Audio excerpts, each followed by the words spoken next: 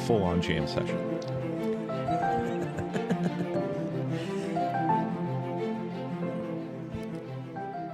Hey, and welcome to Finding a Tori. I am back with all of my people in the studio to bring you more stories and topics from role-playing.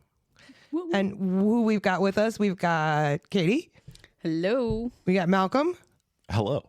And Jess. Hello. There we go. Worked so well the last time. It did. Right out the gate, honestly, find us at all the things. All the things. Feels all like the we're things, everywhere. including Wordleaf Media. Yes. / Finding a Tori. Absolutely. Woohoo. And I don't know why I did that. I don't either. I was like, Yeah. like, is that a cue? What am I supposed to do here, man? All right, go for it. Maybe I won't do it. No sudden hand motions. I see dice in a hand. It's roll off time. I know what Katie's talking about, though. Yeah, so? Are you wait, hold on. I'd like a few, but could I have some bonuses? Oh. Just for asking nicely? A +1 for... You going to give me a backstory to tell me why you deserve that +1? Would you like a quick backstory on No, my... you don't have to. Right. You can have the +1. Wow. You didn't ask. I'm all good. Oh, wait. I think I've been told before. Well, I don't have any cool stuff. Well, you didn't ask for anything, man. Ask and you shall receive. Here we go. Can I have a sword? Yeah. What? 11 and 11. You get your +1. Oh. That's incredible. That's absolutely incredible. So who's going first? I am going to go first. Oh, all right. Let's hear it. I want to talk about a feature of TTRPGs that I, as a longtime GM, am a huge fan of. And that is? They are negatives for characters. And not just, you have a -2 because it's bright out, or it does include things like that. Flaws. But flaws, actual traits, characteristics, and facets of player characters that can hinder them. And I took a look at it, and once again, I want to... We do caveats like that's going to be the first shirt. None of these are 100%. Once again, we're functioning off opinions. Absolutely. Everybody has their own. They're just like assholes. I also don't really. Sorry. I mean, how do you move? But yeah, I want to make it clear that this is not about nerfing players. Yes. I'm not out here from a competitive GM standpoint going, how do we keep the players down? No. Yeah. I just think that there are some things in a lot of the major TTRPGs that I looked at kind of deal with this. And it's flaws. There's sections in there, and Pathfinder 2e, I believe, call them voluntary flaws. And these are things that players willingly take on for their characters that are not going to be beneficial, so to speak. Superficially, on the surface, are not meant to be beneficial. And I think that they're one of the most important things that we've got in the modern TTRPG character build, agency, group cohesion element out there, is that you are going to run into, and the premise of these being put into the games is heroes are going to have flaws. And this is something that we as a society have come around to in a big way. I'd like to cite all of the source books that I use, but yes, so the VTM guide, the Shadowrun guide, the 2E DMG, the 5E DMG, and the internet. All of the internet. Whole damn thing. No. We put in all the info on the interwebs. Right. I'd like to cite everyone. All at once? D&D Beyond. But what I looked at was a couple of examples of these that are really cool. And once again, this is something that your character takes on like a trait, like any positive trait. And there's a negative one. To the point that VTM actually incorporates their flaws as anti-traits, as the antithesis of a benefit, as you can have the benefit, or here is an example within that realm of trait to have a negative, and the flaws kind of align there. I thought that was cool. I really enjoy that aspect of character building in VTM. It just gives depth. Yes. Right. You can't have a character that is good at everything. You will not. And those flaws can help. It can help rein in munchkin tendencies. It's as much a player character tool as it is a DM armor. It also just, it gives you more to role play your person. And there's a lot to be said on this, but a couple of examples really quick that I just think are neat. And these are from different game systems. Is in Shadowrun, you can be an elf poser. And there's some pretty uncool shit that comes with being known as an elven poser in the game. I want to hear some of those. I don't have all of it in front of me, but it take it into any realm of real life. Anytime that you see somebody who is pretending to be something that they are not so obviously that it's off-putting, and that's what you're seen as on the street every day is somebody that guy. Here comes Jimmy. Yeah, it's that guy. Tell him how elf he looks. You know, I think that's hilarious, and we just had a little chuckle. Points. Yeah, right. There's going to be statistical negatives that come along with these flaws that you're going to have to role play with and role play around. One of the ones that I think is fantastic from VTM is known corpse. Your face was in the papers. It was a famous death, and now you got to walk the fuck around. And it's not been long enough. Right, absolutely. I think that's a fantastic. So you can get into one of the things that you find in a lot of them, especially more modern time frame based games, is going to be addiction of some level and how that impacts your character. Yeah, like my character in VTM, like one of my flaws is actually something I originally would have thought of as a good quality. Because it's into like, my character's a scholar, and it's like, all right, like really getting into, I'm really interested in this, I'm going to study it. Right. Well, that's turned into a flaw because it's made into an obsessive addiction. Absolutely. Like I get distracted from other more important things because I really got to read about the minutiae of this thing right now. Right now. And I feel called out. And this I'm calling myself out as well. There's a reason why I designed my character like this. There's probably a few people listening to this going, hey. Yeah. But that's such a good point that you can turn them into those. And one of them, when you're turning good things into bad things, and I'm sitting, because we don't have a camera, about as geographically far away from Tori as I can be and still on the mic right now. Everyone is closer to Tori than I am. So I feel safe to go forward. Oh, no. This is the build-up now. One of the things that you can have in VTM is a haven. And one of the flaws that you can have in that same game is compromised haven. And I think that we've discussed my tendencies to giveth and taketh the fuck away. Sorry, Jess? Sorry, Jess. Yeah. Sorry nobody knows how to work the damn board, Jess. Yeah, sorry, Jess. Anyway, what was your experience with that? Because there were two characters, and I think it is something that you like to leverage in a game, which is to have a hidey hole, a good base. Which is fine, because I give you all that information freely ahead of time, knowing full goddamn well that it's a two-edged sword. Right. And it can be leveraged, which is fine. I like their approach to it too. There's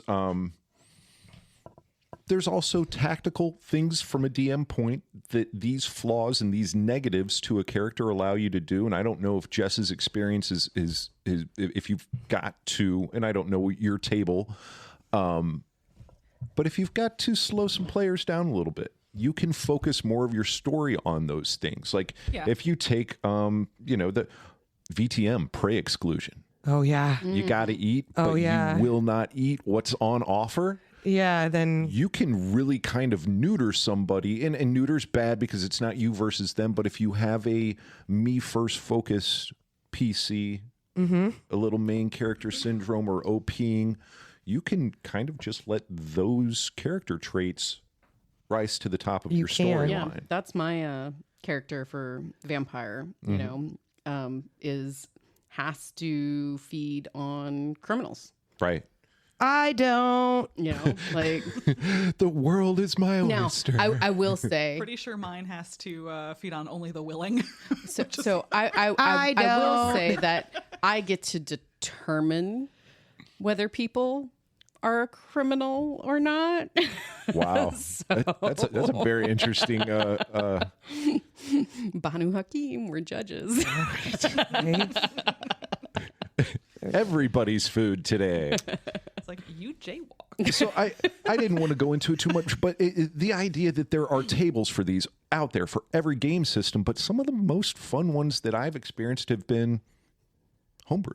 Yep. Things that come up during playing of the game that now you have a character who's completely obsessed with pickles and given any situation will break combat, break coitus, For pickles. break a door down if there are pickles there. That stuff I think comes up uniquely, and if your story can inform something that is a flaw or a quirk or anything, that it's a little bit deeper than, yeah, I rolled a 36 on the 1D. Yeah, you 100. got to like. Just be And- sure not to order the full Gibster unless you know what you're ordering. That's going to be out there. We're going to have to actually write out what that is and put it behind a Patreon. And then deny. Yeah. Well, and like I've had characters before who will pay attention to the plan, promptly forget the plan, and Leroy Jenkins shit. Mm-hmm. Right? I'm running down the hall. Plan? What plan? We had a What plan. were we talking about? You get the dice in your hand. And you're like, just I don't know. Well, I'm doing this. right? I do like the idea that as you develop your character, so I mean, you know, most game systems have something when you're rolling and creating your character that you, part of your backstory is some sort of flaw, you know, so that you don't come in just heroic only. But I really like the concept of, as you role play, as you go through the game, that this is a part of your character's personality development. You develop flaws. Yeah. You know what I Yep. mean? There are things and circumstances and things that happen where that becomes, Yeah, so this actually happened with my Wizlock because I'd been playing just basically a solo table so I could learn how to play with Katie as my DM. But then the first time I joined the larger table and met everybody, I realized that I'm a hell of a lot more charismatic in a one-on-one situation. In a big group, I get really fucking awkward. So how do I now have to build in some kind of flaw in my character to explain away any potential awkwardness, just because, you know, as a player, I can be a little awkward. You know what you're so- not awkward at? Segues. Because that's what I was going to bring up next is how do you use that to better role play, to fit, because we're going to bleed into our character at some points in time, always. How do you use those flaws to get around things and to actually speak to what your character is? I don't know. Well, and I like with Ellen, because this is who you're talking about, Yeah. is the fact that Ellen's backstory is she's a princess royal. Like, she should be she should have had so much protocol, etiquette, you know, whatever, that she should be the face, the front person, you know, the leader. And so I love the fact that building into that, and as your character grew, there was explanation for why Ellen is not so great at that within the party. Yeah.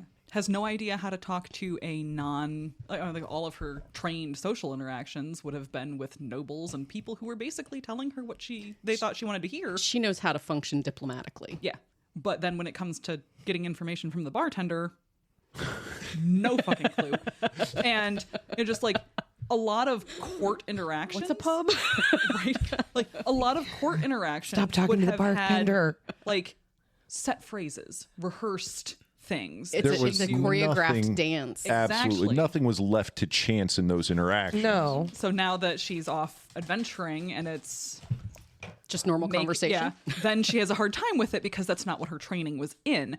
So that's, it was a good explanation. Then my bard has like, what was my fucking Oh, your charisma's really high. My charisma's ridiculous, and I have like plus 17. Like you can't miss when you have stuff. to make a charisma save. So this is, but me as a player is just as awkward when I'm playing this ultra charismatic bard. So I just was like, okay, so maybe I just think of it as she's using magic, like, to just kind of convince people that she's being totally cool right now and not a weird, awkward. Well, something's working because in the middle of a high seas naval battle, you gained a throng of followers during an impromptu concert on a boat.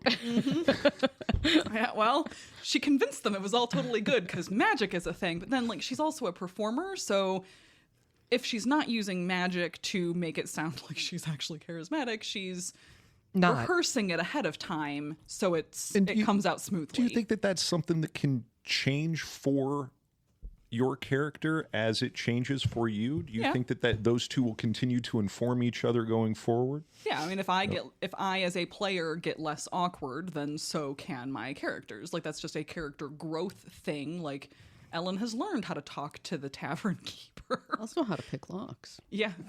Or Jimmy opened the window because our rogue wasn't with us at that. It was all going fine. I'm across the table. Katie's like, magic Really? missiles. Fucking bitch. Wow. Funny thing was, I actually did have the knock spell. I just hadn't prepared it. So I was left with my wizard jimmying open a window, and I rolled well enough that it Look, my cleric wasn't going to do shit. The one time. The one time I was like, oh, come on. The Whizlock broke into the building. How the fuck did she even climb that? Actually, Roy doesn't give a fuck, so. Yeah, go ahead. Sorry, Jess. Sorry. Yes, sorry, Jess. Okay, well, I'm going to be the one. I'm going to bring us back to the point from the window, and it had to be the most awkward entry to a building that I ever. Like, worked. At some point, I wanted to send a wolf to huff and puff it down. To be like, we're good. So I do think that we can all agree that it just builds a better gaming experience. Yeah. And I think that it is easier to role play a character that is not always doing the right, or not always, or things are in their favor, and not every. I think it gives character depth. I think it gives immersion in the game, and I think it gives opportunity for some hilarious shit. That's what I was going to say. Is that it? It's catching. Oh, no! We've got a new case to report. Here we go. Absolutely. It's all your fault. Did you just eat out of the nerd's bag? Yep. See, it's catching. Oh. It comes from eating the nerd gummy clusters. I don't know that they're sponsoring the show, but maybe. Okay, I'm going to push these across the table. You can have those back now. I am not catching candy. your, like, I'm going to say absolutely every other word, disease. You know? Playing at the table is more fun. Sure. When you have flaws. Yes. You have more opportunity to make fun of people and laugh at yourself. Oh, yeah. I don't know. And I think more interesting. And not to bring it down, because I go for the hilarity. I go for the pickle addiction. That was name of my band was brilliant, dude. It was fucking brilliant. The pickle addiction was fun, but I think that you can also give, not to bring down the room, not to go clinical on the table, but it gives people more access to their characters, I think, too. You know, if you're sitting down, it's okay that, hey, this character is, whatever it may be. It's not her best day. It allows a role player, a gamer, to reach that character a little bit easier when you don't have, it's all just wonderful and they smile big on Tuesday as well. It's going to, if there is addiction in your life or has been, and you've got a character that can sit there and play through that and process some of that, I think that it's a deeper level of session zero and understanding what you're doing with that. Yes. But more is better for me, more opportunity to use the game and enjoy the game. So I'm glad that I got to dig into, I didn't get very far into statistics or anything like that. Just the conceptual nature that character flaws can be a really, really good thing for your table, and be a gateway to more player depth, fun, and agency. Yeah, like realistically, I relaxed as a player and like actually was having a lot more fun once I embraced my characters. My character doesn't have to be perfect. Exactly. I don't Right, have to be you perfect. It's actually okay. The if game my doesn't character have to be fucked up that It's better for conversation, it's totally immersion. fine. So yeah, it's like I was stressing out about like, oh, I'm at a table. This is my first, like, I've been playing for 3 months. And I've never played with other people before. So like, I'm going to fuck everything up. No, you're and not. ruin the table for everybody. And like, these people have been playing I'm for 30 sorry. years. It wasn't your turn to do I that. was worried about that. Like, Don't wait your turn. So once I realized that, like, no, it's better and honestly a lot more fun. And some of the funniest shit happens either because of a character flaw or because of a really, really shitty roll. This is some of the best moments in the entire game. Don't be afraid of it. Yeah, no, Embrace that shit. some of the funniest shit that's ever happened in a game has been because of either one of those two things. And so like that, Embrace I had the a lot next. more fun once I embraced that. And just to throw out, I think to that point, it is one of the things that makes the TTRPG role different than other RPGs. Yes. You know, that a video game, it doesn't have that nearly as much, to the point of really crazy, silly shit can happen. And then the entire table is, you know, bending over, laughing, falling out of their chairs because, oh my God, what the fuck was that? What did they just do? You know, you don't, Right. you don't get that. It is. It's a higher level, but that's what I had on it. So yeah. All right. Invest in your flaws and your you. negatives. So Love it. All right. So I think we're going to take a break, and then we'll be back with Katie leading off for the next story. Woo woo. all right, guys, we will see you soon. This episode of Finding a Tori is brought to you by Wordleaf Media. The Finding a Tori podcast is looking for guests for our upcoming episodes. Are you or someone you know passionate about the TTRPG community and have a story to share? If so, contact us on our socials or reach out at wordleafmedia.com/findingatoria. And now back to your program. Hey, and welcome back to Finding a Toria. We are sans one person after the break due to storms and safe driving. Oh, you know what? You Or talk her shit. negs. No, Or, no. We wish Jess a very safe drive yes, home. we ahead. do. What could be some substantial weather? Check a local. Hopefully we keep power while we're recording. We'd keep going. Yeah, we would. Be like, we're just finishing this bitch out. Nobody's listening. nope, It doesn't we're matter. here. The We're tornado together. does not matter. Keep speaking into the microphone. Keep Give a going. shit. It's not recording. Yeah, I don't give a fuck. We're Nobody finishing asked. the thing. Yeah, Nobody asked. not part of the thing. All right, Katie's coming back. What do we got?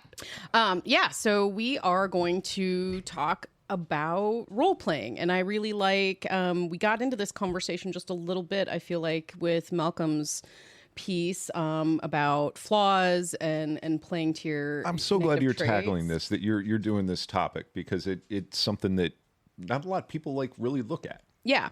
So something that I have seen talked about on some of the social media sites is reticence to play. Almost, I don't think it's a purposeful gatekeeping, but almost an impression of gatekeeping, where when people hear role playing, they, and maybe modernly it is a little bit to the, you know, the shows that you see or hear, the podcasts of live action gameplay, of needing to almost be a stage actor in order to actually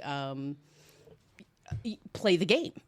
And if your only reference to any tabletop RPG gaming is things where you have voice actors They're actors.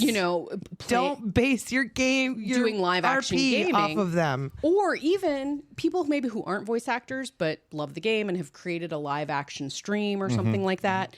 They are producing something.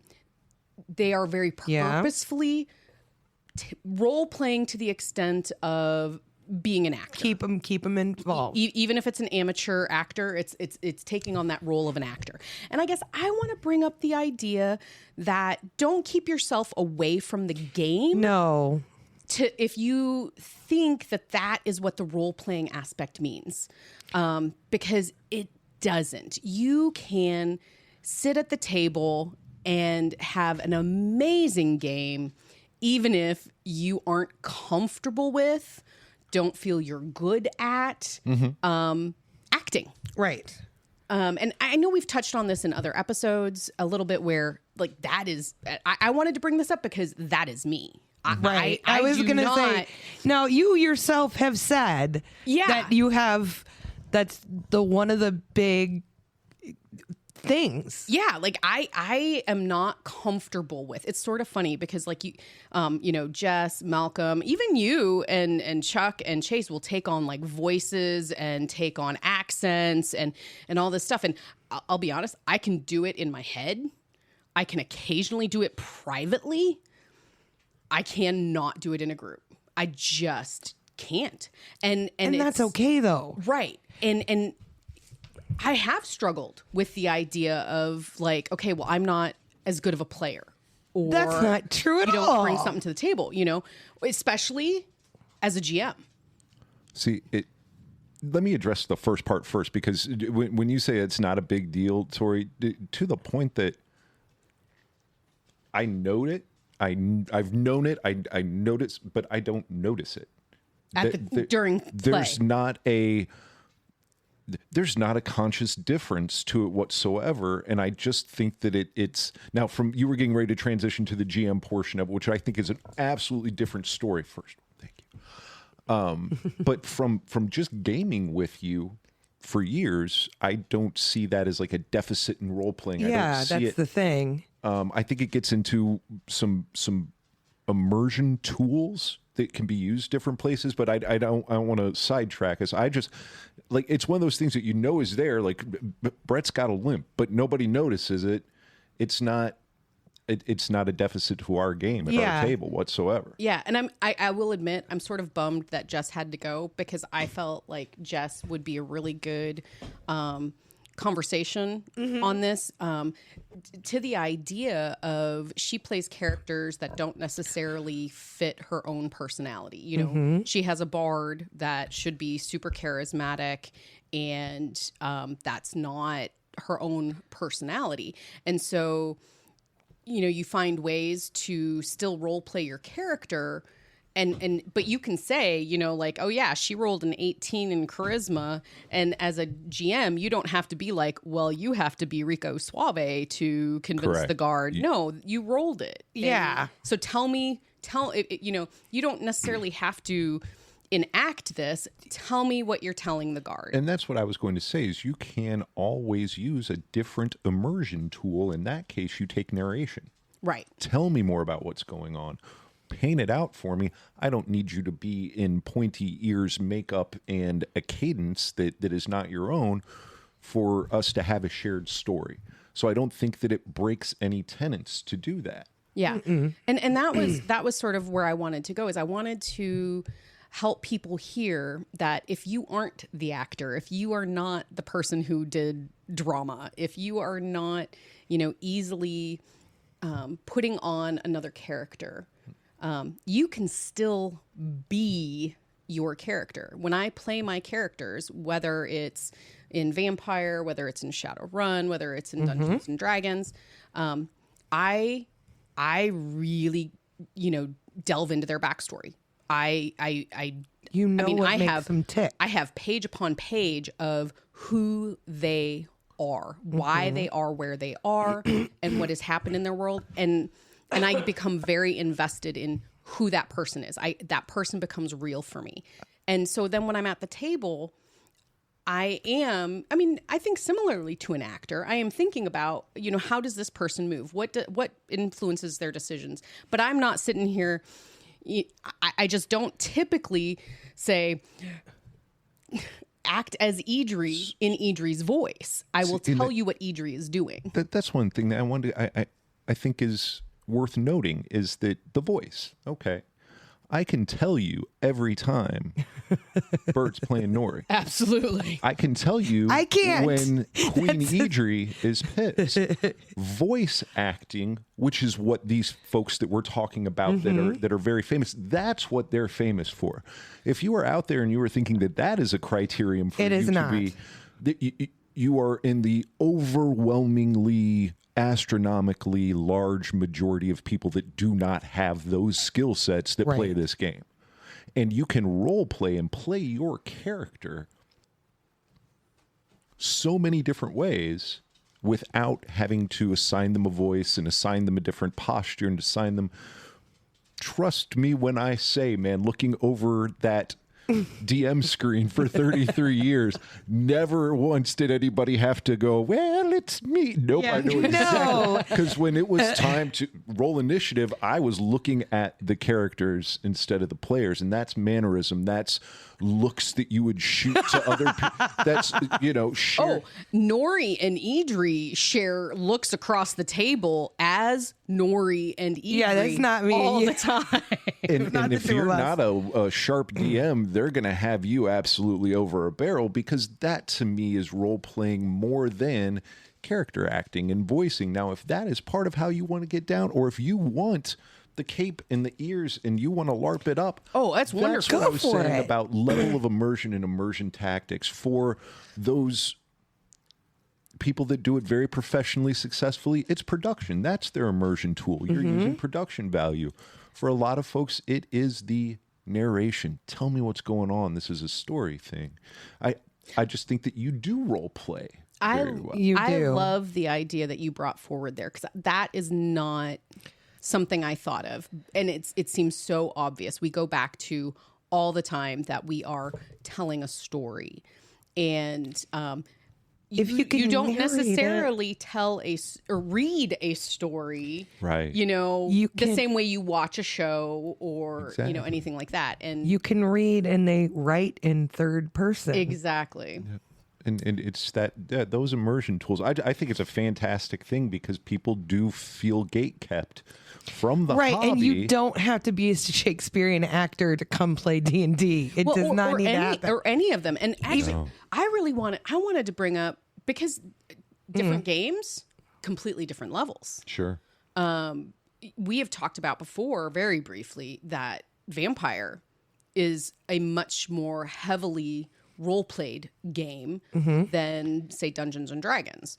It's easier to LARP. I love it's VTM. Such a good point, because we touched on it briefly, but it's a different player character contract social situation, and B, it's going to rely more heavily on the player investment of acting out that character a little bit more, or immersing their speech and their mannerisms in that character. And I think it I don't know that it requires it, but it definitely benefits from it more. And I do think there is a piece of Vampire which I love. That I love Vampire, but it is a little bit more challenging for me, because you do have to immerse a little bit deeper into that role playing. There's not as many die rolls. No, to communicate. it's not skill checks. Right. You've got to have the conversation and do the, you've got to role play. It's a different level. It's a different beast. Like Shadowrun, the only reason my one Shadowrun character has an accent is because I thought it was amusing, and I think I was reading Anne Rice. So she's from Louisiana. Yeah. Like, the only character that I've had that has an actual accent is her. Well, and okay, then here's the other piece that comes to my mind too, is what I need to be better at is recognizing that I'm sitting at the table with my people.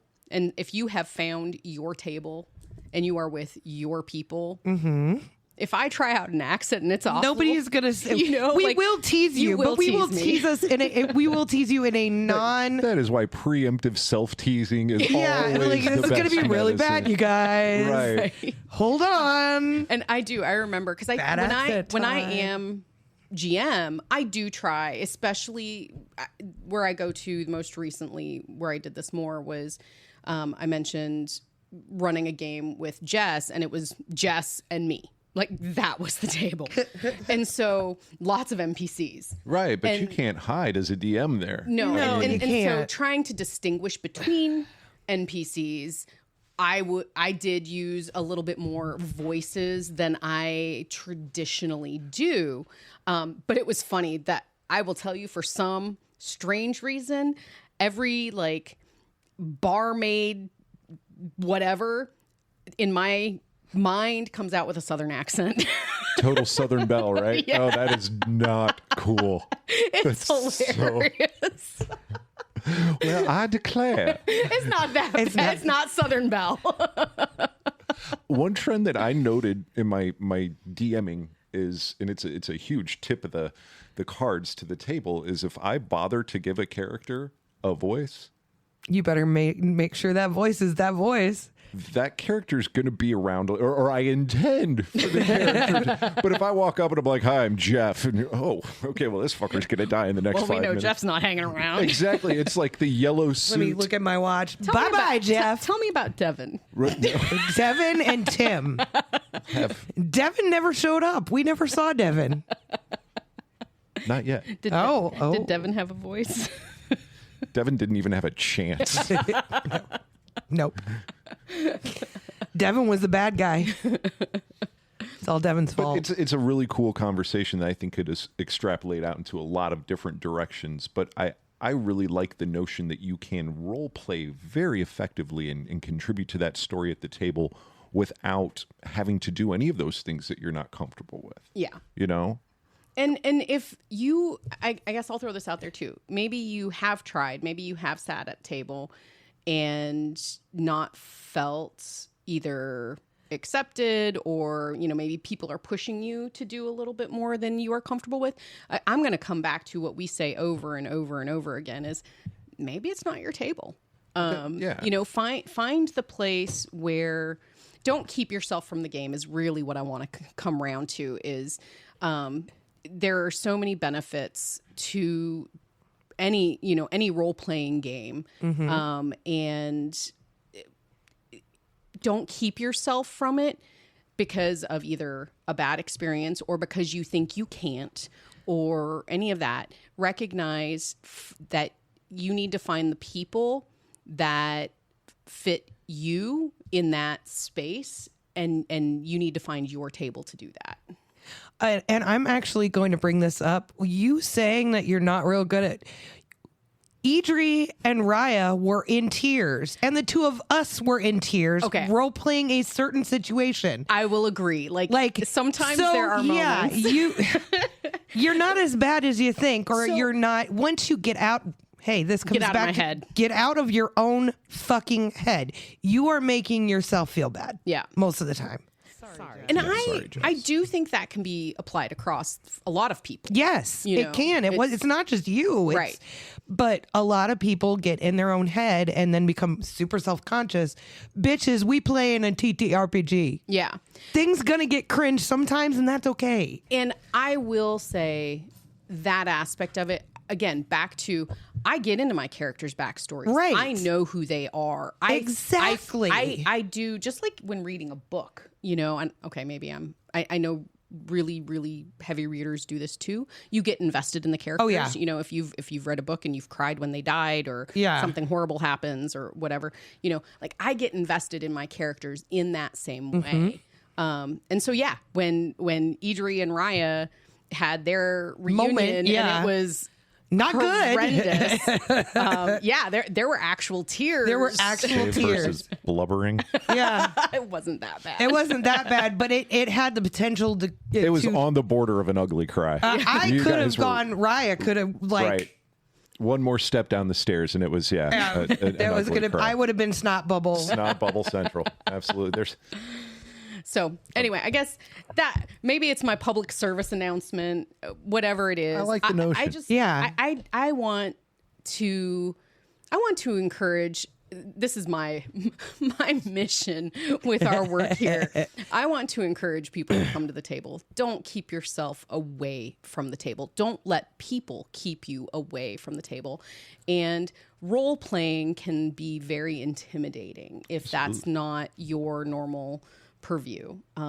But recognize that you don't need to be a stage actor. You don't need to be a voice actor. You don't need to be anything other than yourself, and enjoy your character and the story that you're telling. Big truth, big fun. So Completely agreed. Any more thoughts on that one? use your flaws. I mean, really, let's talk Use about them. that. Tying it right back in. No, I think that the most important things were said. And that, if you're going to show up to a table and you don't see what is going on is aligning with your experience, know your Step game, away. know your game, and then find your table. Know which game is right for you, and then find your table. We live in amazingly abundant times for almost all categories of TTRPGs, and you are not relegated to a table that you don't choose. No, and once again, this is a thing.